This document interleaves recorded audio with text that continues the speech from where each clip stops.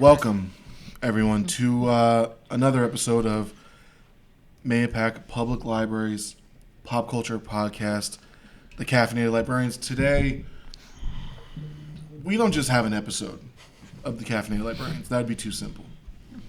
We have probably the most important episode of the Caffeinated Librarians we're ever going to have, because we're talking about something that, let's be honest, I mean, I don't know about you guys, but scared the shit out of me.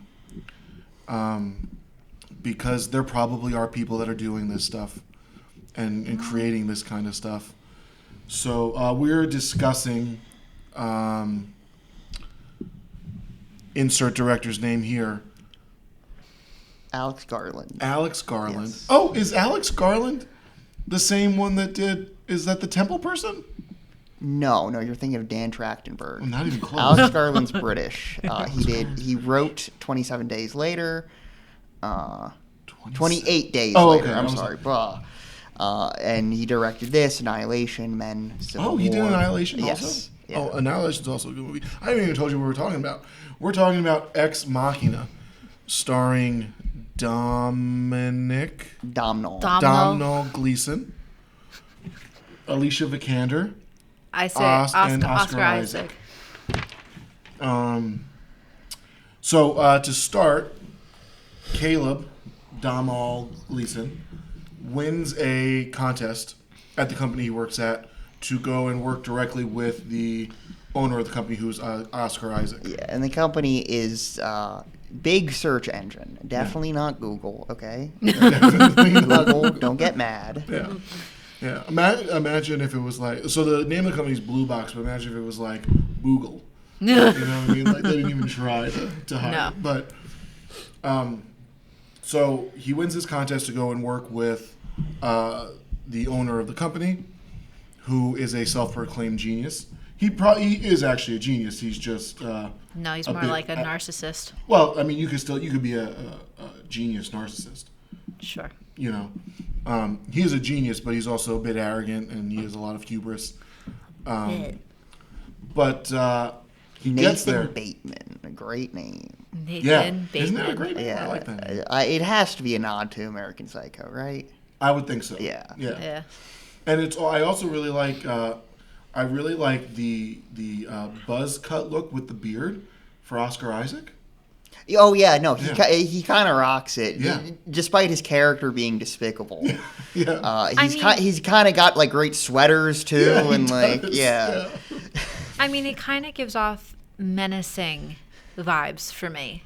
I think he gives off menacing vibes once you realize what he's doing. Yeah. So what he has done is he has created an AI. Yeah, he's like, first he's like, Caleb, you got to sign like 10 NDAs, okay? Yeah. And you can't say anything ever about what you see here. And Caleb's like, what the hell? This doesn't feel okay. Yeah. And he's like, oh, but come on, don't you want to know? And Caleb's like, yeah, kind of.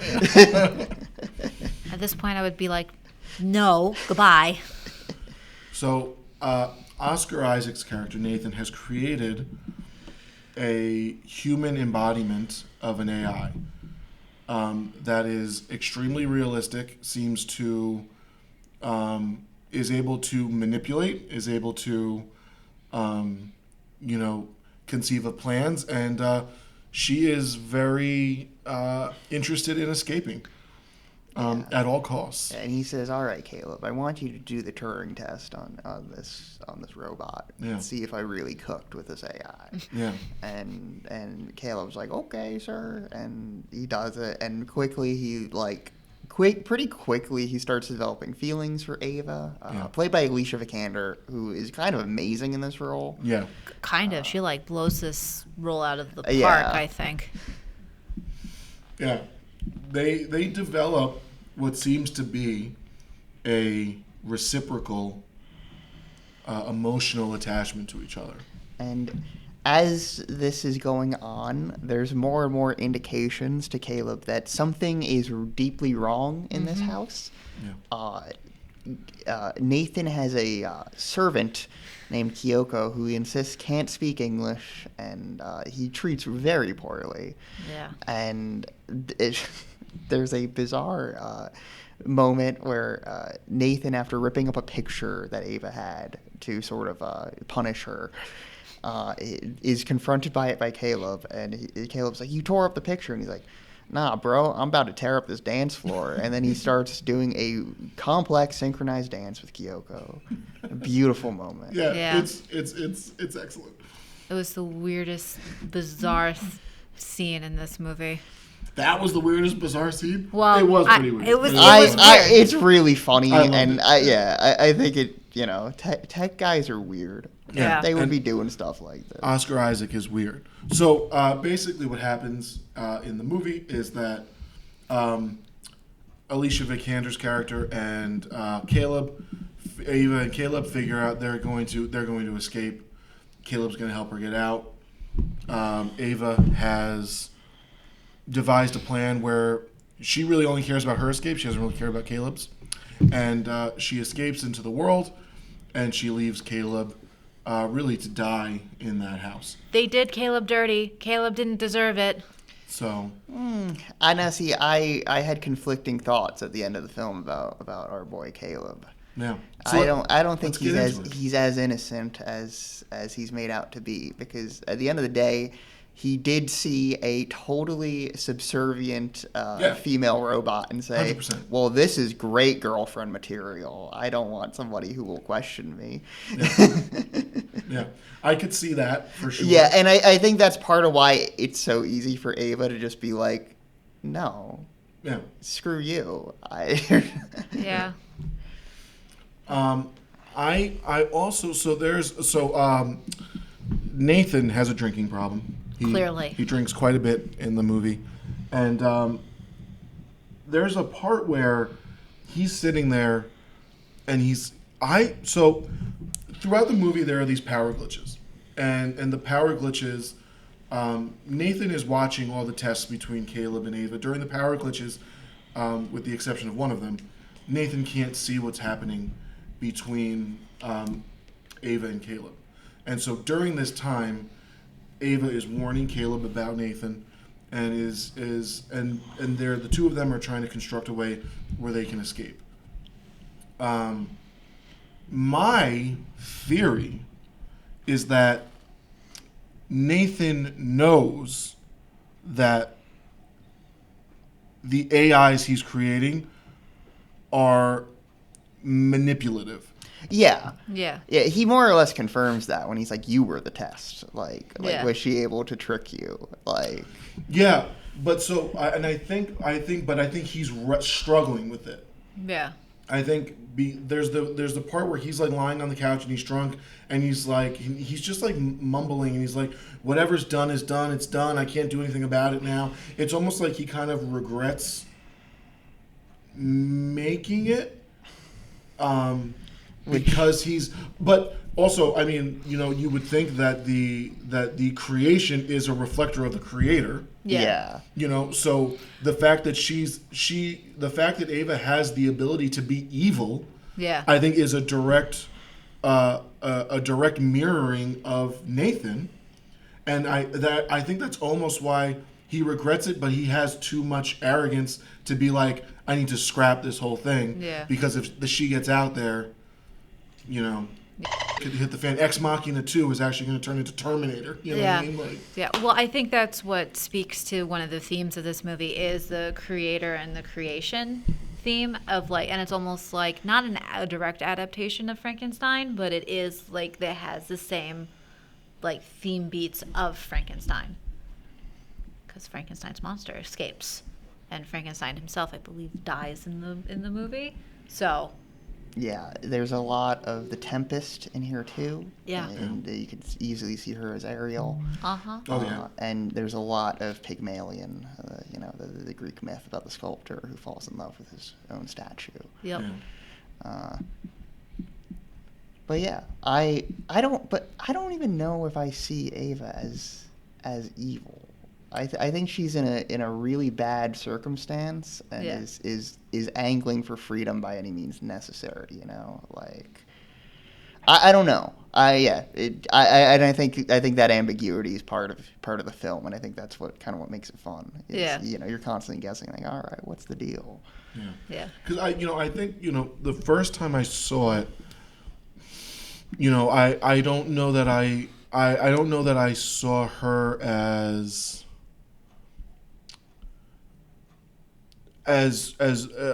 wanting to escape with any means necessary. And I think I actually thought, I don't know, so long ago now. Maybe I thought that her feelings for Caleb were genuine, and the only Kyoko is the one that opens the door to the room. Yeah. So that means that Caleb had to get Kyoko in on it too. So is Caleb just trying to get Ava out, or will he be getting Kyoko out also? I don't think he planned to get Kyoko out of there. You don't think he had it? Yeah. I mean, and I'm legitimately asking because I don't know. I don't think he did either. I think what's also important to note is the very first time, because I had watched this film before, but I had forgotten a lot of what happens. And when I saw Kyoko again, what really stuck out to me is that she's highly sexualized, mute, which could also play into the Asian female stereotype that a lot of Hollywood films did more so in the past. And even the incident when she's serving Caleb and Nathan and she spills the wine. Caleb, at that point, he could have said something to Nathan like, relax, it's okay, don't do that. He kind of does. He gives him a little like snide comment and is like, no, I think she gets it. Yeah, but it's also a lot of indirect instead of directly addressing. So, like, when you saw that abusive thing happen, like, directly say something. He doesn't really. Yeah. I think he's scared of Nathan, though. I mean, he's in this research facility with this rich, powerful, scary guy. There's no way of him to get out. He's also drunk half the time and has really violent outbursts. Yeah, but still. And I think if Kyoko and, let's just argue, Ava were kind of in on this together, because there's hints that the two of them have some sort of relationship. Like I said, Caleb is supposed to be testing Ava, but Ava is definitely testing him. And I think she also realizes he falls short. Where I don't put him on the same level as Nathan. I don't believe that he is on the same level. But he still falls short. Which is why I think ultimately, in addition to, he would be the only other person that knows that she's a robot. So while I do think she does it also as a safety precaution for herself, and also, frankly, it's true, like, even when she talks to Nathan and she says, he doesn't even let her out of a room. So she doesn't even have access to the entire house. It's only like one room. And when she asks him, will you let me go? And he goes, oh yeah. So also she's in danger of being a prisoner. Also, she knows that he plans on wiping her memory board or whatever it is.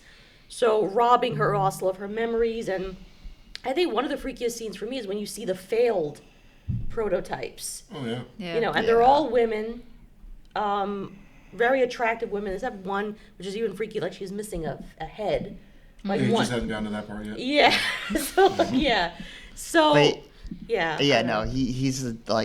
it's very, you're meant, Nathan is such a weird, scary misogynist with his creations. The part that makes you realize Nathan's a scumbag too. I mean, he for a lot of the movie, or to me at least, a lot of the movie, he comes off as he just comes off as eccentric and maybe like a little bit odd. But then the part that like was like icky to me about him being like and made me think like he's a scumbag is, if you're really doing this for science, if you're really doing this for creation's purposes or whatever bloated ideology you want to get in your head, why do you give them sexual feelings? Yeah, Yeah. and Caleb really grills him on that. Yeah. Yeah. And he's like, "What? It's part of life. It's fun." And Yeah. it's just Yeah. like, Yeah. this is. And you're like, how long did you spend doing that? Yeah. Yeah. Like, I that's, think it's icky I to me think to Yeah, use the that's- word Simone used today. That's very icky. It's icky to me. I also think it plays on one of the things that I sort of wrote down when I was writing notes about when you think of, and this has been something that has been addressed before, where if AI develops what we call consciousness or human emotion or soul, whatever you want to call it, so they become just like us, with the differentiation being we're organic materials, they aren't. Then what gives you the right, and even Ava says it, like, who gets to decide when I get shut down? Yeah. Why do you decide that? So you're also going into those murky waters as well, where Nathan can justify, even with Kyoko, how she's highly sexual, and he even can justify, because he definitely sexually abuses Kyoko, there's no doubt about that in my mind. He probably did it to the other ones. And I'm sure, even the decision of Ava also goes to show where, well, they're not people. So those little moral conundrums you have don't play into this. Yeah. So it's like that murky ground where how much can you abuse what you create? Because, oh, they're not human anyway. You know, Yeah. so I think It's this like- film also straddles that moral conundrum, which I know a lot of people have brought up, like even the idea of sending out advanced AI into battles. And it's almost like, well, they're just cannon fodder, like so that the humans are okay. It's like, well, why? Why is it acceptable?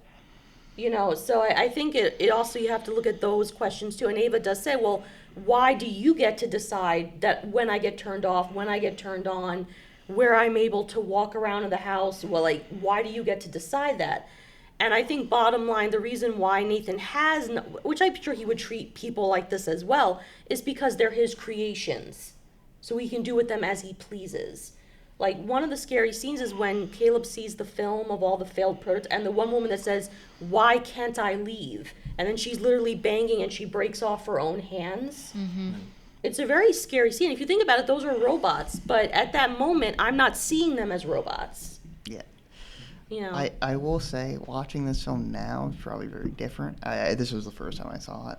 Yeah. Than seeing it in 2014, just because of the current landscape. I know there was talk of AI at that point in time, but now it's so prevalent, and like, you know, you see stuff like this where it's like, oh, Elon Musk is like promoting that you can sext with Grok, the Twitter AI, and it's like, well, that's strange, isn't it? I Yeah. didn't even know there was I never heard of Grok. Grok is the worst AI I've ever seen.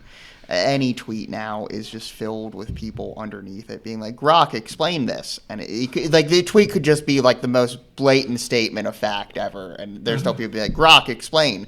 And Grok is like, it looks like this happened. And it's like, what is this for? Who is this Yeah. appealing to? Yeah. But yeah, so, and like, you know, like watching it now, I had more of a quick inherent distrust of Nathan from the jump, because it's just like, well, we've seen what these AI CEOs do, and Yeah. and you know, and perhaps not to be too controversial, but I'm not huge on AI. Yeah. So, you know. This is also my first watch.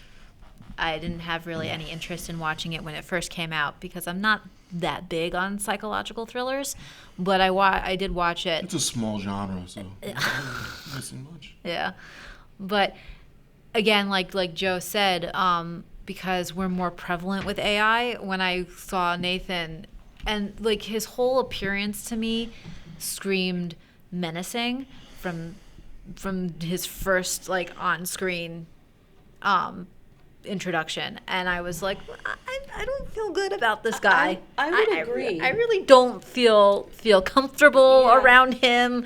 Like, even with like having Caleb sign all these non-disclosure agreements, I'm like, first off, why isn't Caleb having any like second thoughts about signing all of these non-disclosure? That should have been the first red flag on the word go. So I mean, it's I had as Joe said, I was very suspicious of Nathan.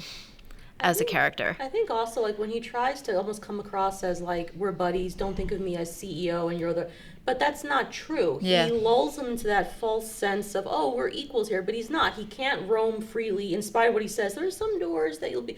Like, It's almost like Bluebeard. Yeah, that whole scene where he's like, if you can get in, great. If not, that means you shouldn't. Like, oh, you're probably arguing there are no windows. It's like he almost gaslights Caleb as well, where it's like, why are you freaking out?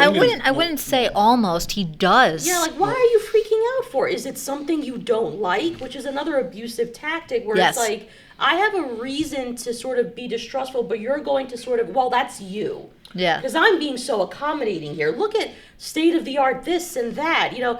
So it's like, yeah, you can't go as freely as you'd like. Yeah, but look at what I'm giving you. Yeah. So from the Well, very he's testing him. I mean, he tells him that. yeah. You know, at the But end. he's very like from the I was like, oh yeah, he's like one step away from being off that edge kind of a thing. Yeah. Where and then little by little, as the mask starts to shatter, then you see more of those. It's like, okay, Yeah. you know, now you're not really hiding anything.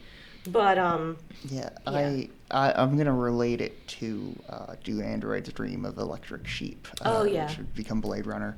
But in that novel, like, Rick Deckard, the protagonist, is very clearly modeled off of a slave hunter because he is hunting down and executing these androids that are, you know, effectively human, but we just use them for bad jobs and physical labor. Yeah.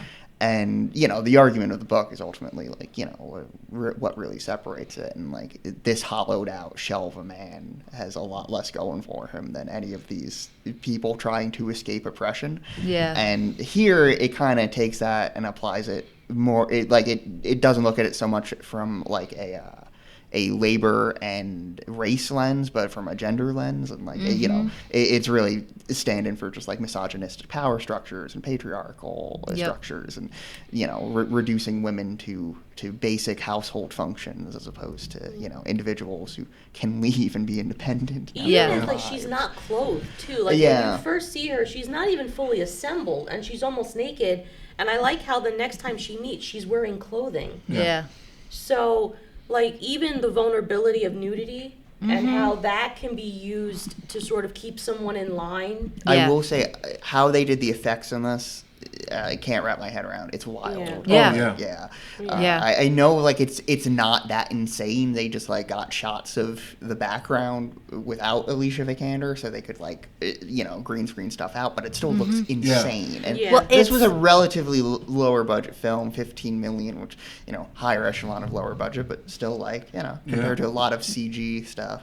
It's very smooth. Like you can't see any, and like you can't tell any like difference. There's no glitchiness in it. One great moment, Glitch brought it out to my mind, but when Caleb starts to doubt himself. Oh, Yeah. that scene. Oh. Yeah, and like you see like weird video glitches appearing in the mirror and stuff. I thought that was very, very fun. Yes. Yeah, and just very cool. I was hoping that he would have been bugged with something. That's where I thought he was going.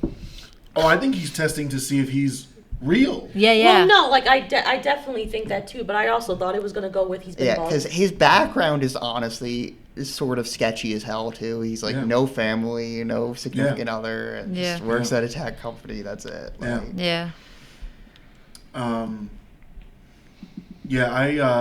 The part where and you know, it's funny too because, you know, Nathan, you know, tells him that he's there to give the Turing test to Alicia, to Ava.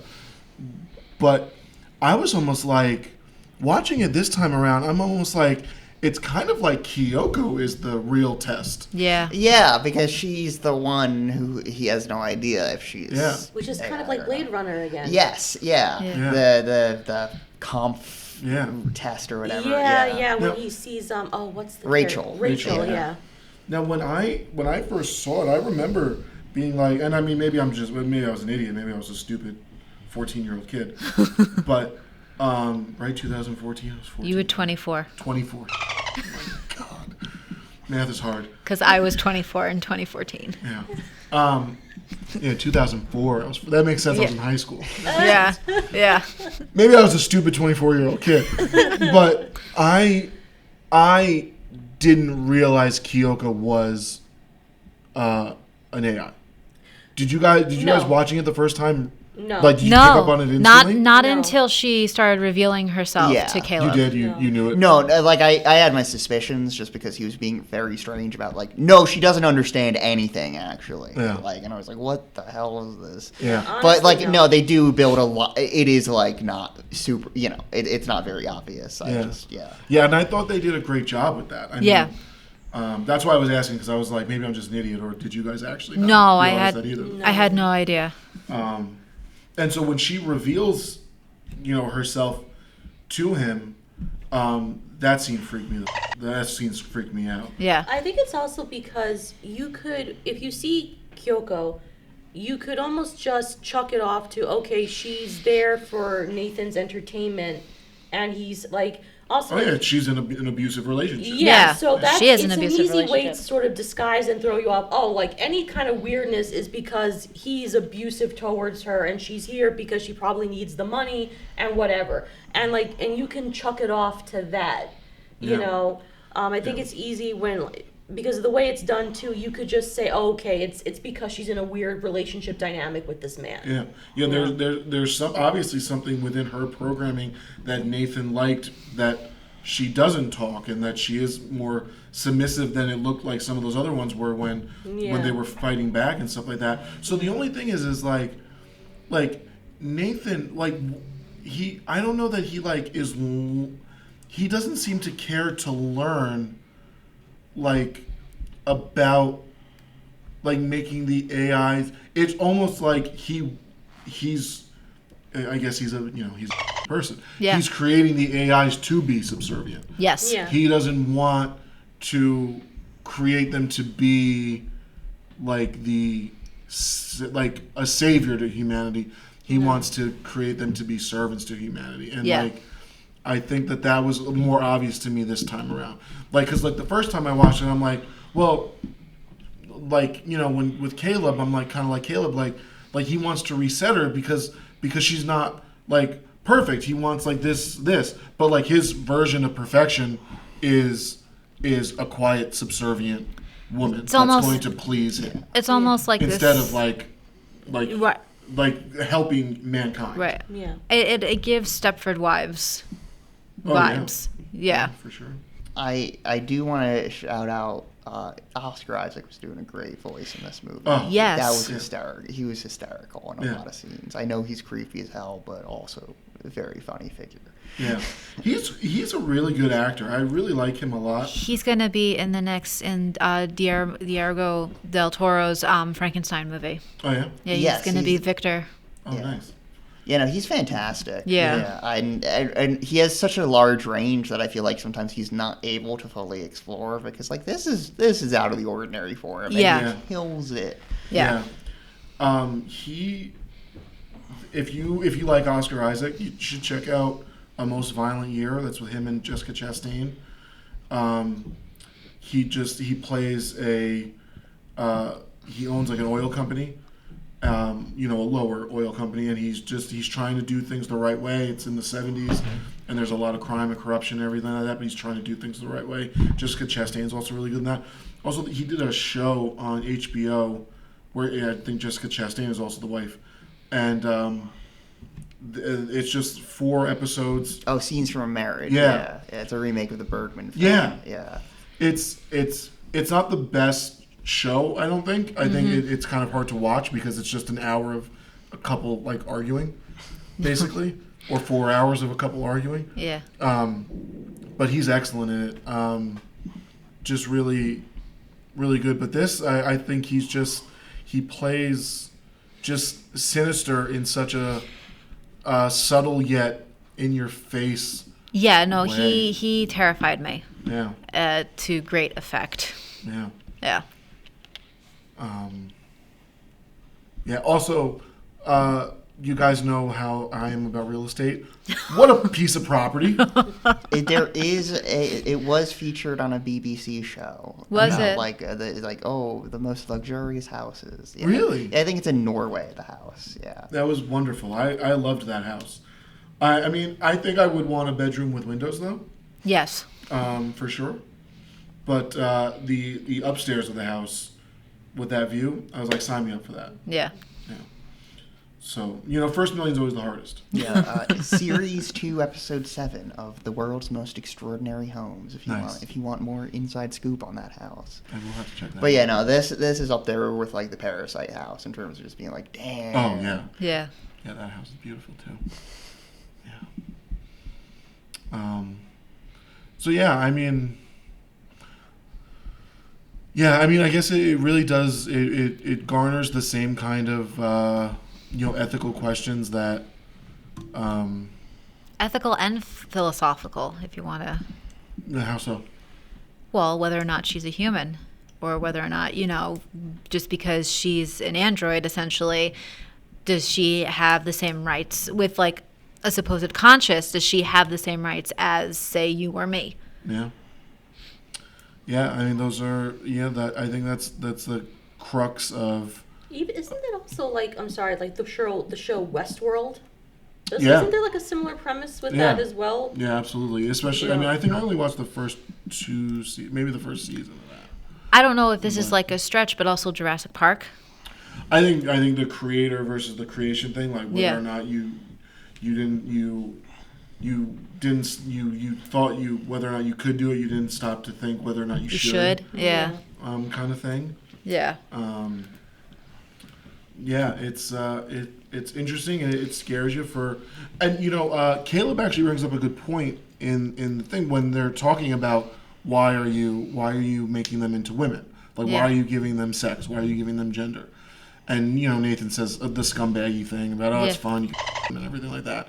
And so my question is to you guys now, if it was just a gray box that was able to think for itself and get and get opinions from what it's seeing and what it's understanding and everything like that, does that change things for you? Is the fact that that Oscar Isaac's character put it into a human form, is that what gives it its autonomy, or is it, or if it was a gray box, do we see it the same way?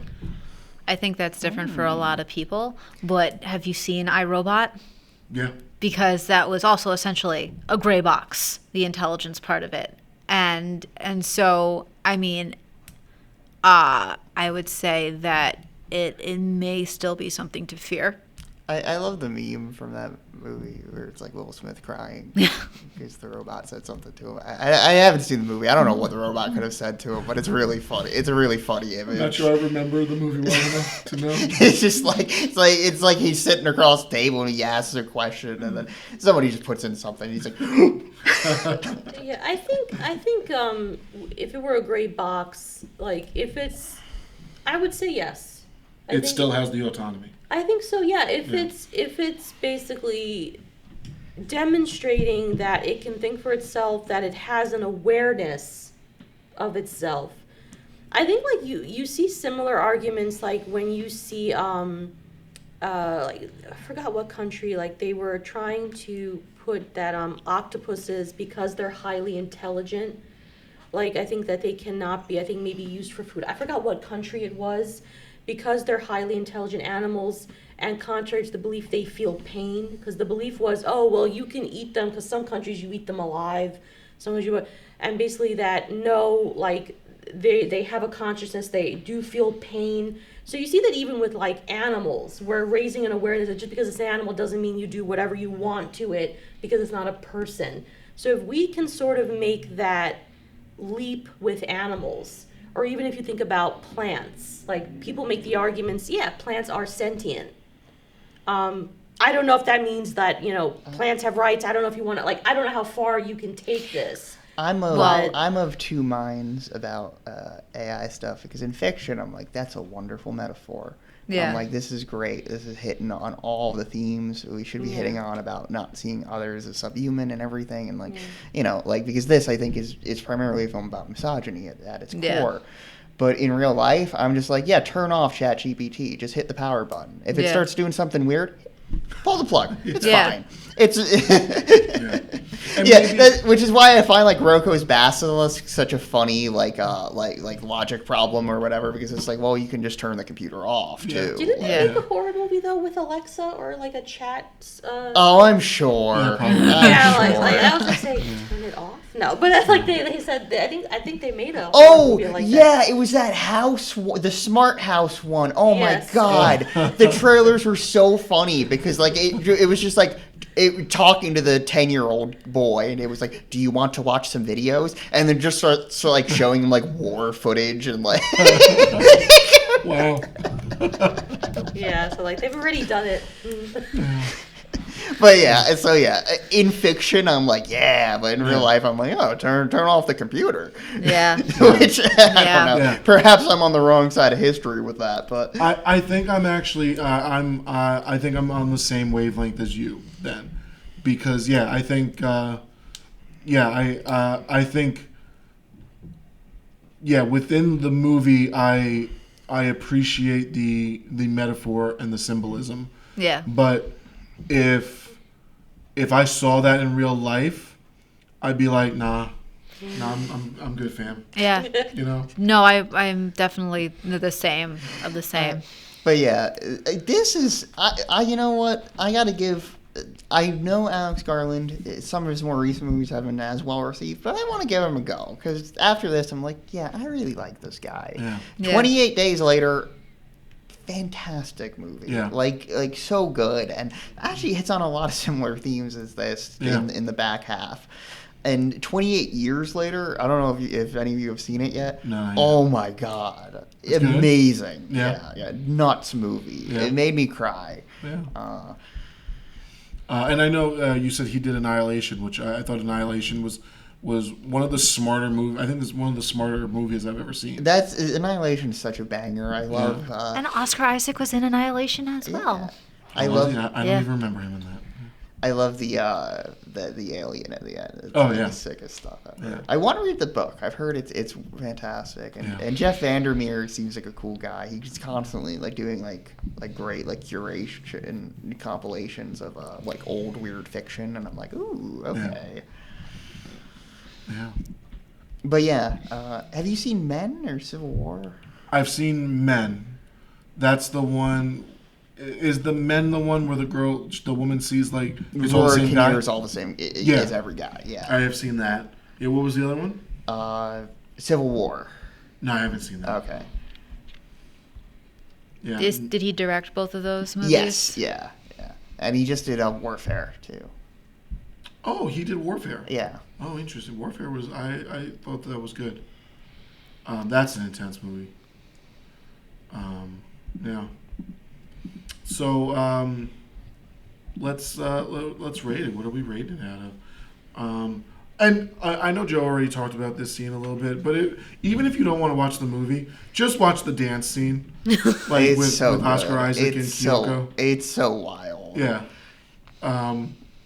It's so out of left field. Yeah, and he's like, "Come on, Caleb, why don't you want to dance?" Yes. Yeah, he completely ignores the serious question Caleb just asked him and does the most awkward thing you can possibly do to move out of the situation. And I'm for it. I like it. Let's do it. And you know what? I just want to make one point, too. That's why I feel the way I feel about Caleb, I don't think it's fair that he was left to essentially die in Nathan's house, is because, yeah, he may come off as a jerk at the beginning of the movie, but then as everything starts going on, he starts then questioning Nathan and like asking those serious questions and being like, well, this doesn't seem... die because people know that he's gone to the house. Like, the people, especially his coworkers or whatever. How's anybody going to get in? But But you see, and this is why I feel like they did Caleb dirty, is because he would have helped Ava and I think Kyoko out of the house because he was asking those questions and like really starting to like not like Nathan. So that's all I want to say about that. I wonder if it could have even been. I mean, you know, we don't know. I mean, maybe Ava was even just like, this is an unintended consequence. Yeah. Like I didn't realize you were going to get locked behind that door, but I don't think Ava's in a position where she's ready to trust any man whatsoever. Yeah. No, which is understandable too. I just don't think. No, I get you. I also feel sorry for Kyoko.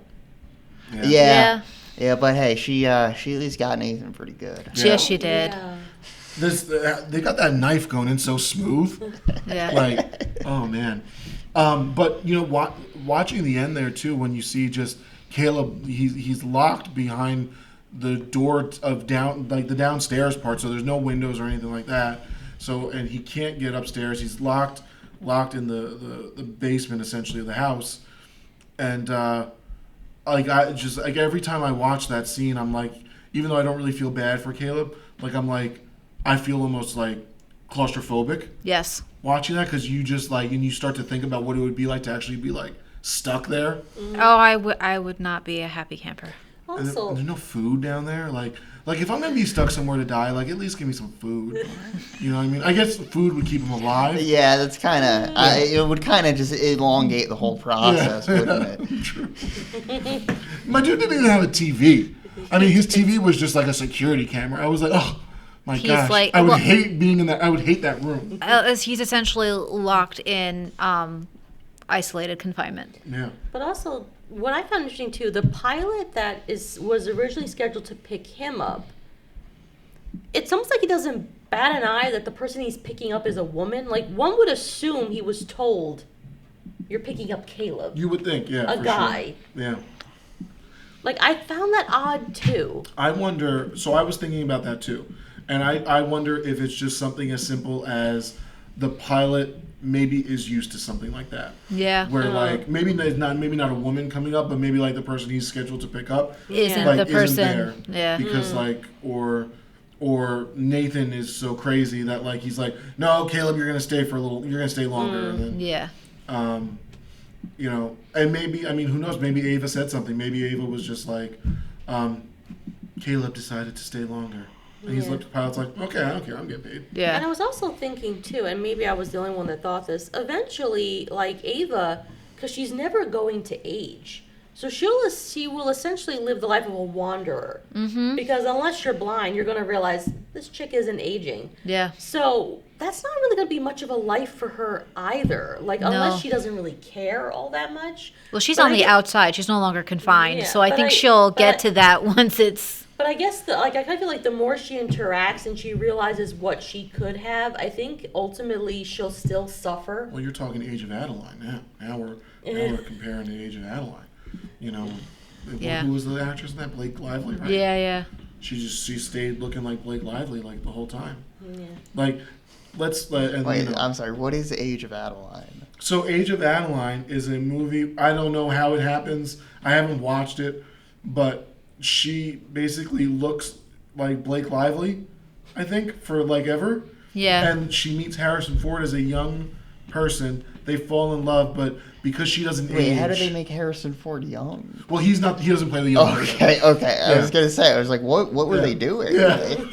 So because she met the younger version of Harrison Ford, they fall in love, but she doesn't age, so eventually she leaves and without saying anything, and then she meets this guy in the now times, and the guy takes her home because he's like, oh, it's Danny's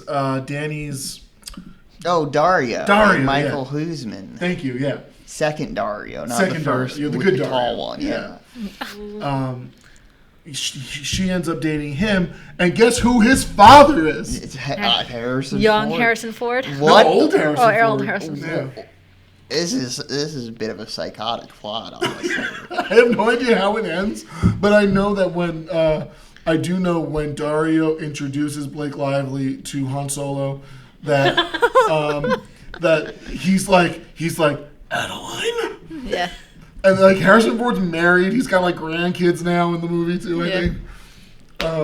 Yeah, it's a weird movie. I've only seen like a bit of it because I was like, no, this is not fun. This is not good. This is not a good movie. It's like I don't know. It's giving me Benjamin Button vibes. Yeah, It's not it's the kind of the same same. thing, but like Which I haven't seen. Curious Case of Benjamin Button. I don't. Not I'm missing gonna be anything? honest. I feel like I saw it when I was young, and I was just like, "What?" Yeah. And maybe I like it now. It is Fincher, so like it's probably competently made. But like, I don't see myself really being like, "Wow, Benjamin Button." Yeah. That hit me. And like, so does he come out as a baby, like all wrinkled? Yeah, no, he comes Yeah. out as an old man. Yeah, he looks like an old man. Nasty.